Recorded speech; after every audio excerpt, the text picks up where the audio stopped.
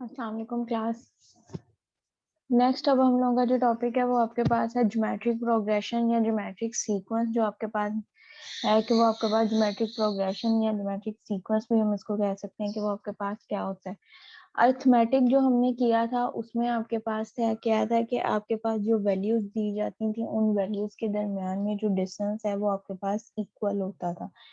कोई भी आपके पास जो सीक्वेंस दिया जाता था या आपके पास जो सीरीज दी जाती थी उसके अंदर जो डिफरेंस था वो आपके पास क्या था, इक्वल था। तो वो आपके पास क्या कहलाता था, वो अरिथमेटिक सीक्वेंस या अरिथमेटिक प्रोग्रेशन आपके पास था। अब यहाँ पे आपके पास है कि if the ratio between the terms of the sequence is the same then such a sequence is called a geometric sequence या geometric progression. It is denoted by the capital G of P. आपके साथ जो है उसके साथ इसको denote किया जाता है। अगर किसी वैल्यूज के दरमियान में जो डिस्टेंस आपके पास आ रहा है वो आपके पास इक्वल है, डिस्टेंस अगर आपके पास जो है वो इक्वल होगा तो वो आपके पास क्या कहलाएगा, अरिथमेटिक सीक्वेंस या अरिथमेटिक सीरीज आपके पास कहलाएगा। अगर उसके दरम्यान में आपके पास किसी भी सीक्वेंस में या किसी भी सीरीज में आपके पास जो है वो रेशो इक्वल होगी। रेशो आपके पास क्या होती है कि दो नंबर्स जो आपके पास दिए जाते हैं उनमें उनको डिवाइड करो, यानी कि फ्रैक्शन की फॉर्म में जो आपके पास आंसर है और वो आपके पास क्या इक्वल हो। दो नंबर्स को डिवाइड करने से कि फर्स्ट नंबर जो है second number divided by first number, तो वो आपके पास किसके इक्वल होगा, ज्योमेट्रिक प्रोग्रेशन के इक्वल आपके पास कहलाएगा। और इसको जो डिनोट किया जाता है वो कैपिटल जी ऑफ पी से आपके पास डिनोट किया जाता है। जो लिखा जाता है रिटर्न आपके पास है ए का स्क्वायर प्लस ए आर का क्यूब। सो ना आपके पास आर की पावर एन माइनस वन। ये आपके पास क्या है, ज्योमेट्रिक सीक्वेंस आपके पास जो है वो ज्योमेट्रिक प्रोग्रेशन है। सीक्वेंस की जो हमेशा किसी भी सीक्वेंस की या सीरीज की जो फर्स्ट वैल्यू आपके पास होती है वो आपके पास ए कहलाती है। आर जो है, आर आपके पास क्या है, उसकी रेशो को डिवाइड करता है। रेशो को जो है वो डिनोट करता है कि किसी भी सीक्वेंस के अंदर जो रेशो आपके पास दी जाती है उसको स्मॉल आर के साथ डिनोट किया जाता है। और जो जनरल टर्म इसकी आपके पास बनती है a n is equal to a r की पावर एन माइनस वन। और कंडीशन इसकी क्या है कि a is not equal to zero, कि आर का जो कोफिशिएंट आपके पास ए दिया गया है ये आपके पास क्या जीरो नहीं होना चाहिए, जीरो के अलावा कोई और आपके पास जो है वो एलिमेंट होना चाहिए। क्योंकि अगर ये ए जो है वो आपके पास जीरो हो जाएगा, जब ए आपके पास जीरो हो जाता है तो इसके साथ जो टर्म्स है वो आपके पास क्या मल्टीप्लाई हो रही है। जब मल्टीप्लाई हो रही हो और एक वैल्यू जो है वो आपके पास क्या है वो जीरो हो तो उसके साथ जो भी वैल्यू आपके पास होगी, चाहे वो थाउजेंड्स में हो चाहे हंड्रेड में हो या यूनिट में आपके पास हो, वो वैल्यू भी जो है वो आपके पास क्या हो जाएगी, जीरो हो जाएगी। अर्थमेटिक्स प्रोग्रेशन में या अर्थमेटिक सीक्वेंस के अंदर आप ये क्या करते हो कि वैल्यूज जो है वो आपके पास वैल्यूज के अंदर जो है वो डिस्टेंस आपके पास इक्वल होना चाहिए और उन वैल्यूज को जो है वो आप ऐड करते हो तो वो आपके पास क्या कहलाता है, अर्थमेटिक सीक्वेंस कहलाता है। यानी कि ए इंटू ए प्लस आपके पास डी इंटू ए प्लस टू डी, ए इंटू ए प्लस थ्री डी, सोन आपके पास क्या था एन टर्म जो आपके पास बन रही थी a n is equal to a n plus आपके पास जो है वो अब a one plus n minus one into d आपके पास ये उसकी जनरल टर्म आ रही थी। यहाँ पे अब जब रेशियो है तो वो आपके पास इंटू ए आर का स्केयर प्लस ए आर का क्यूब सोन आपके पास ए एन माइनस वन यानी कि उसकी जो लास्ट टर्म है वो आपके पास क्या बन रही है, एन माइनस वन बन रही है। यहाँ पर उन्होंने दिया हुआ है ए जो है वो आपके पास first term of the given sequence के जो भी आपके पास सीक्वेंस दिया जाता है उसकी जो फर्स्ट टर्म है उसको जो है वो ए से डिनोट किया जाता है। आर जो है वो आपके पास क्या है, उसकी कॉमन रेशियो। एन जो है वो number of terms of the given sequence के सीक्वेंस में जितनी नंबर ऑफ टर्म्स आपके पास यानी कि जितनी भी वैल्यूज हैं उस सीक्वेंस के अंदर उसको जो है वो एन के साथ डिनोट किया जाता है। ए एन यानी कि लास्ट टर्म आपके पास या nth वैल्यू जो भी आपके पास सीक्वेंस या वैल्यू आपके पास दी जाती है उसमें उसकी जो सीक्वेंस और आपके पास जो वैल्यू दी जाती है उसकी जो लास्ट टर्म आपके पास होती है वो आपके पास क्या कहलाती है, nth वैल्यू कहलाती है। और इस ज्योमेट्रिक सीरीज को हम लिखा किस तरह से करते हैं, ए इंटू आपका a plus a r plus a r का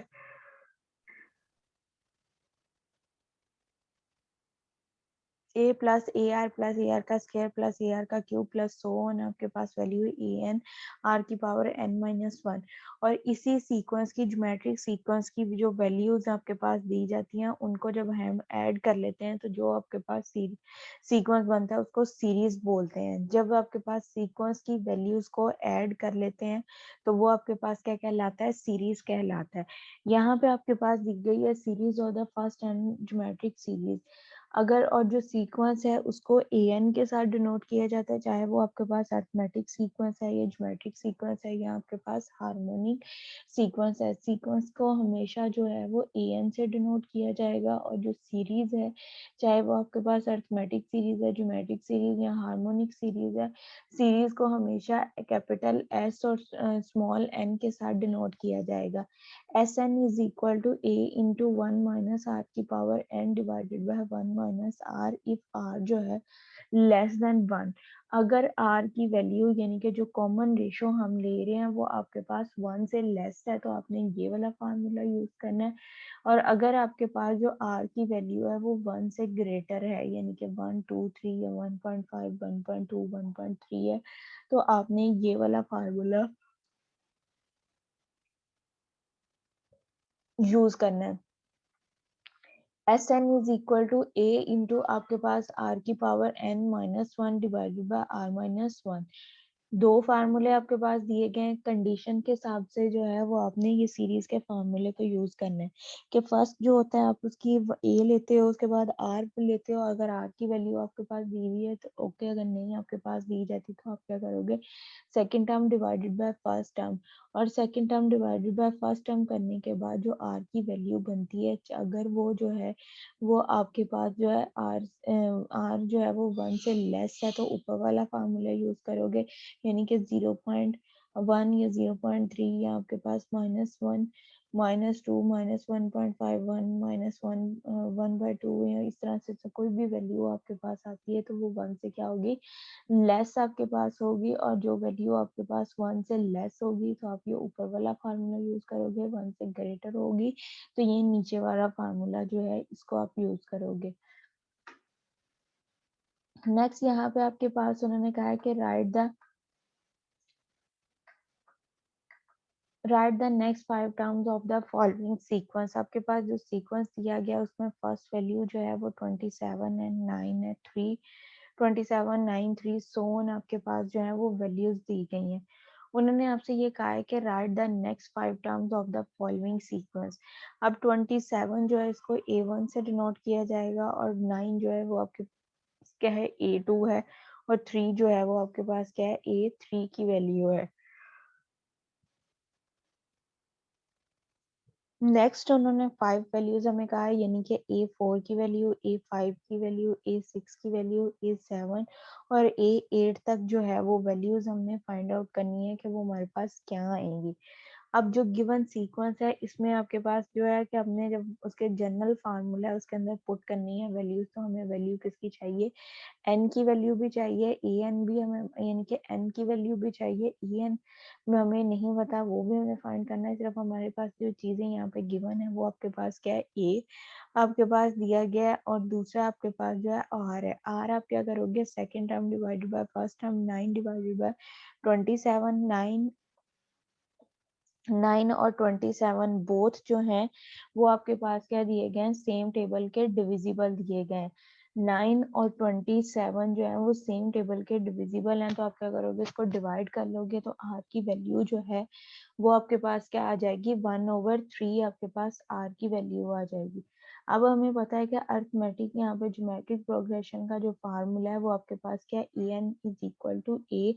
आर की power n minus one. N आपके पास क्या होता है कि जितनी नंबर ऑफ टर्म जो है वो उस सीक्वेंस के अंदर इन्वॉल्व है, कितनी वैल्यूज आपके पास हैं वो आपके पास क्या कहलाता है, एन कहलाता है। अब यहाँ पे A3 तक हमें वैल्यू दी गई है, A4 हमने फाइंड करना है।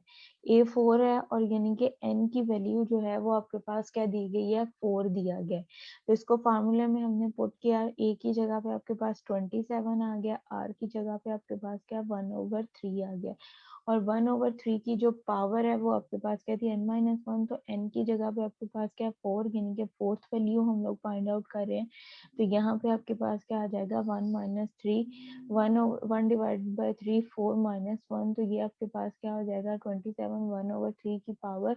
3 आपके पास आ जाएगा। अब ये 1/3 की पावर 3 जो है इसको हमने रिजॉल्व की है कि यानी कि 1 को हमने 3 टाइम्स मल्टीप्लाई किया, 1 को 1 से करो 1 आ जाता है, 1 को अगेन 1 से करो तो आपके पास 1 आ जाता है। 1 के साथ चाहे आप थाउजेंड्स जो वैल्यू दी गई है इंटीजर सेकंड वैल्यू है वो लो, चाहे आप जो है वो उसके साथ 1 2 टाइम ले लो, 3 टाइम ले लो, जो भी आपके पास वैल्यू है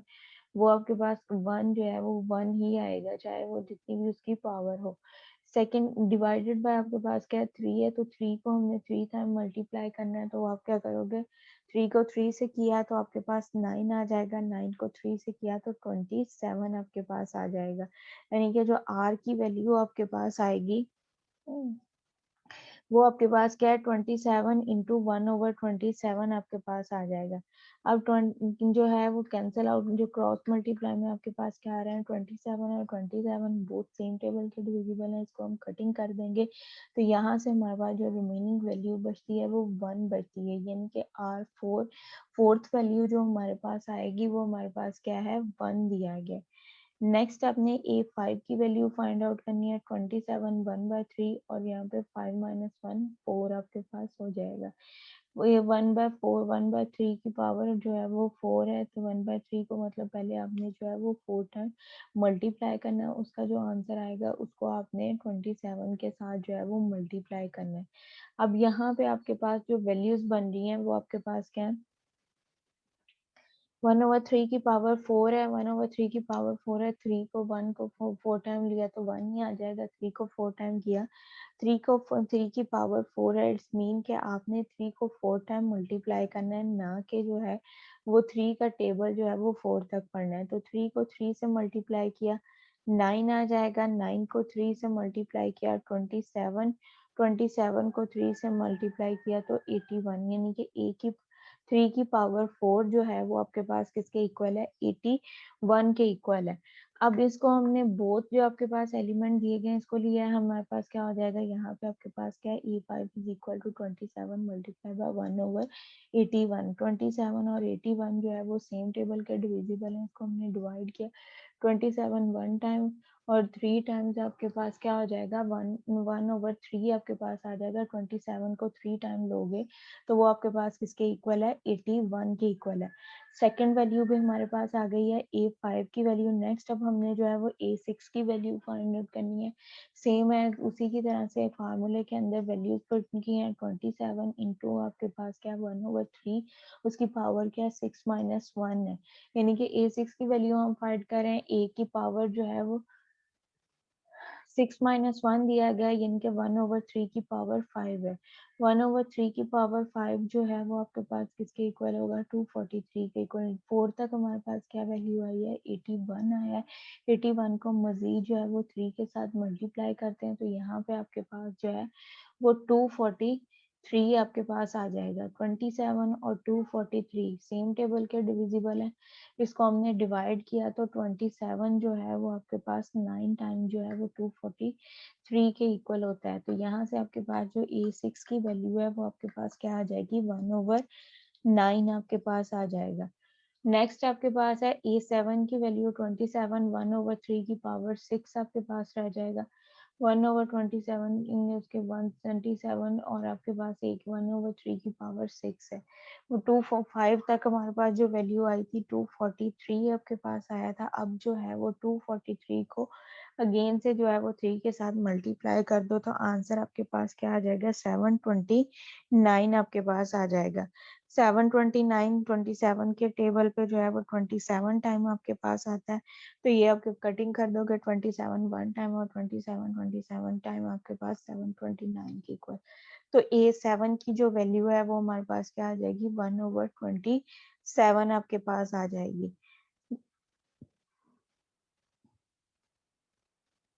नेक्स्ट आपके पास है A8 की वैल्यू हमने फाइंड आउट करनी है। तो यहाँ पे आपके पास क्या है, 27 इंटू आपके पास 1/3 की पावर 7। A8 जो है वो 27 1/3 की पावर 7 आपके पास रह जाएगा। 1/3 को 7 टाइम मल्टीप्लाई किया, 8 ने 6 टाइम जो है वो आपके पास क्या आता है, 729। 729 को जो है वो अगेन से जो है वो 3 के साथ मल्टीप्लाई करो तो आपके पास क्या हो जाएगा, 2187 आपके पास हो जाएगा। 27 का टेबल जो हमने है वो 81 टाइम काउंट करें तो वो आपके पास क्या है, 2187 के इक्वल आपके पास आ जाएगा। यहाँ से अब हमें उसने कहा था सीक्वेंस की नेक्स्ट 5 वैल्यूज फाइंड करनी है, यानी कि A8 तक हमने जो है वो वैल्यू फाइंड आउट करनी थी। तो जो अब हमारे पास सीक्वेंस बन रहा है वो हमारे पास क्या है, 27 9 3 1 1/3 1/9 1/27 1/8 1। यहाँ पे सीक्वेंस में 27 जो है वो A1 की वैल्यू है, 9 जो है वो A2 की वैल्यू है, 1 जो है वो A3 की वैल्यू है, 3 जो है वो A3 की वैल्यू है, 1 जो है वो A4 की वैल्यू है,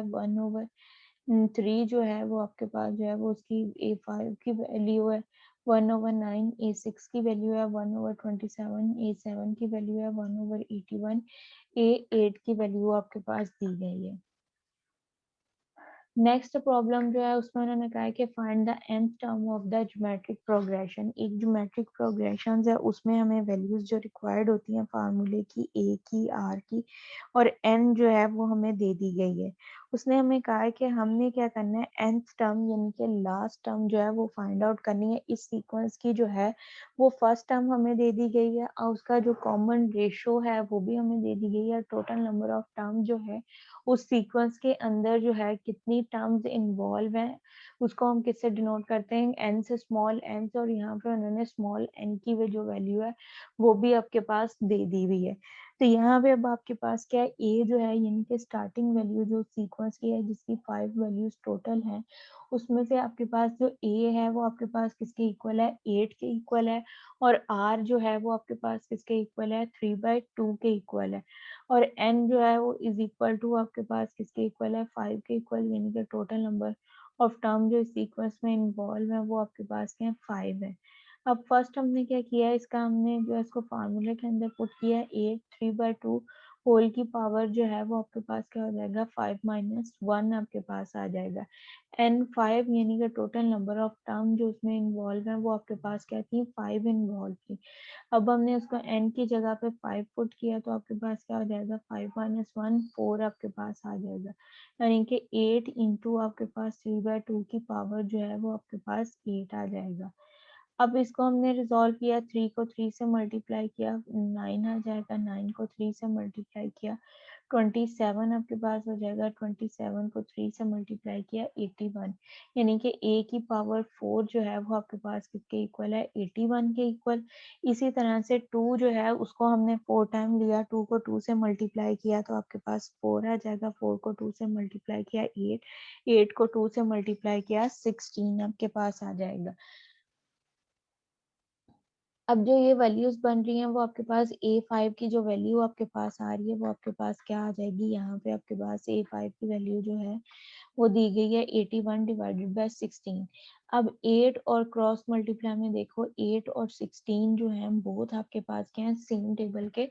डिविजिबल दिए गए हैं। इसको अब हमने डिवाइड किया, 8 1 जार 8, 8 2 जार 16। तो A5 की जो वैल्यू है वो आपके पास क्या है, 81 डिवाइडेड बाय 2 है। अब इस क्वेश्चन में आपके पास क्या था कि आपके पास उन्होंने जो है वो फर्स्ट टर्म दे दी गई थी आर, यानी कि कॉमन रेशो भी हमें दे दिया गया था और ये बता दिया गया था कि इस सीक्वेंस में ज्योमेट्रिक प्रोग्रेशन में जो total number of terms involve हैं वो आपके पास 5 है। और दूसरा ये है कि जो आपके पास 5 वैल्यू है वो हमने फाइंड आउट करनी है कि वो आपके पास क्या है।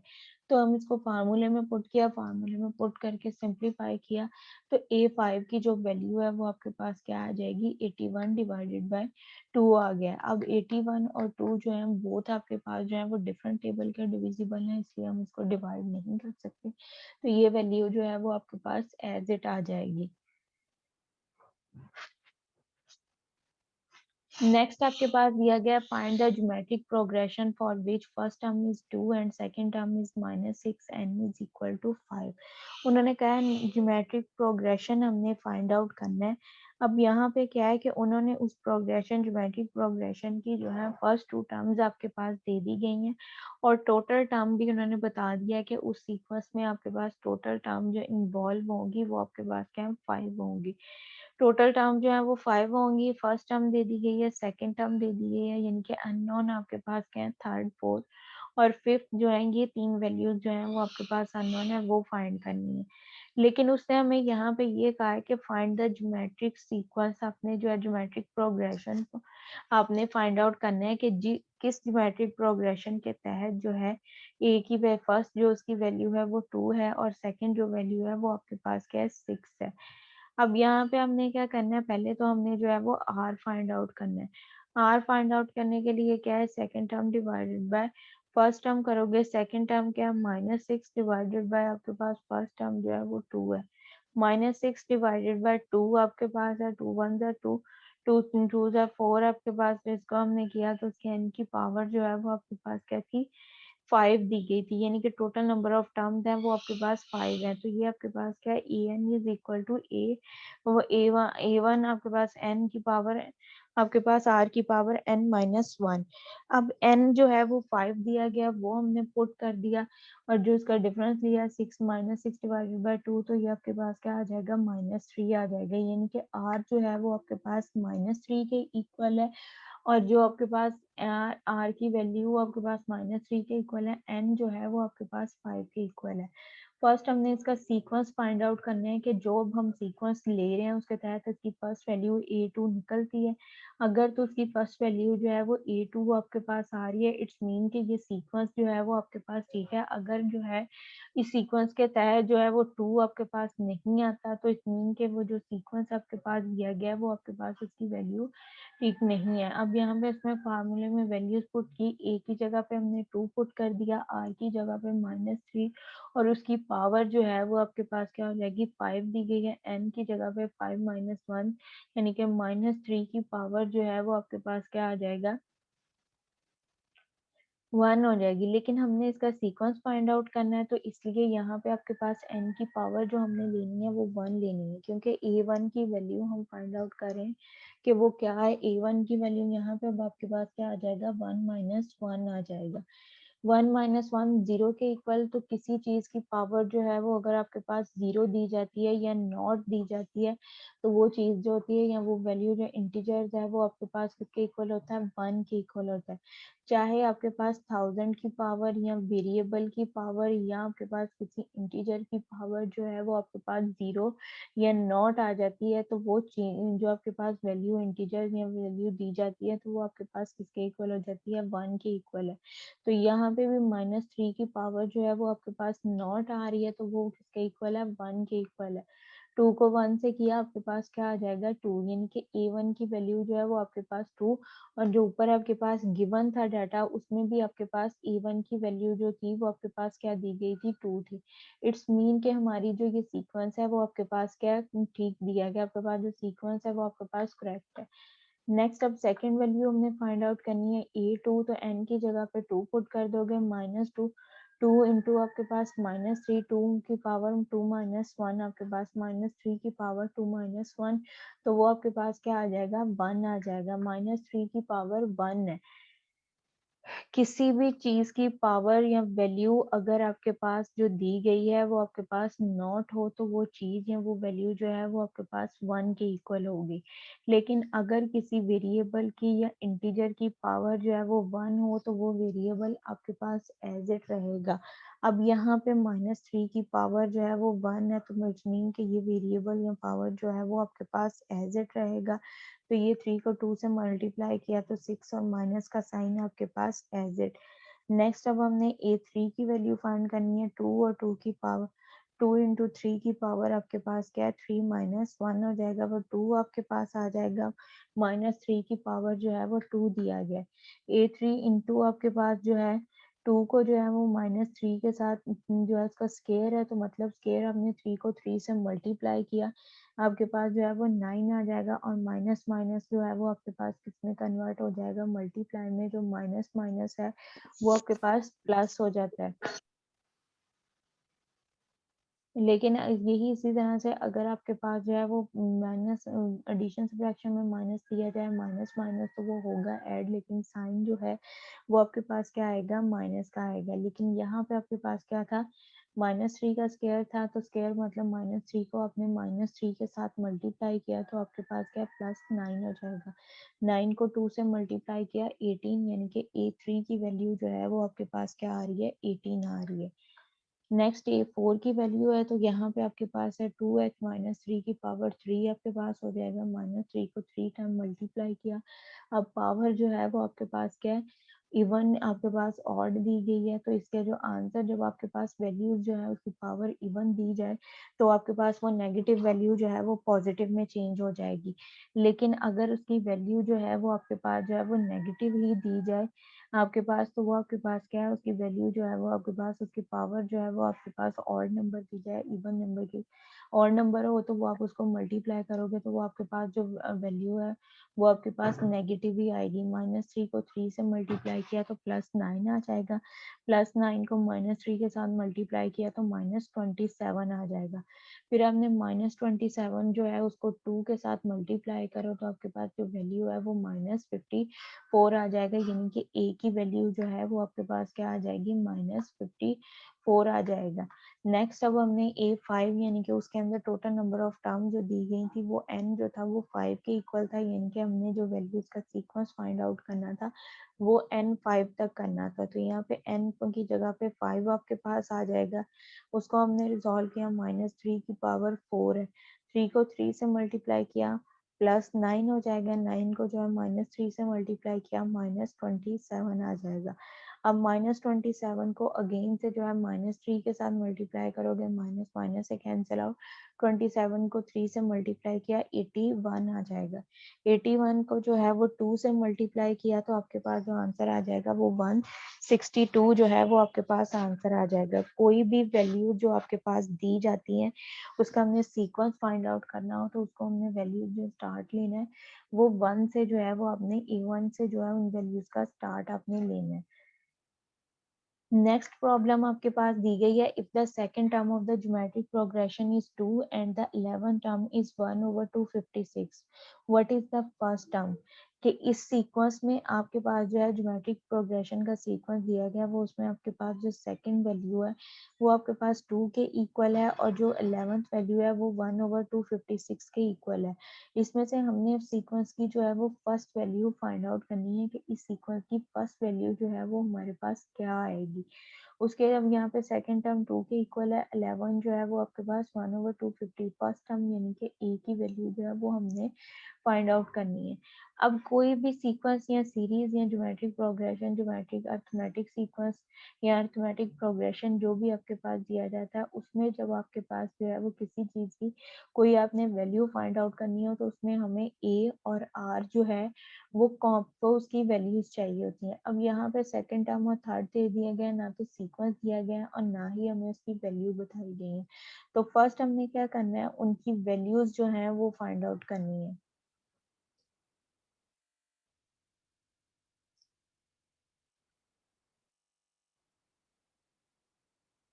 इस क्लास का जो है वो मैं अटेंडेंस लेके इसको एंड कर रही हूँ, दोबारा से ज्वाइन करो, बाकी जो काम है वो आपको उसमें करवा नेक्स्ट लेक्चर में करवाती हूँ।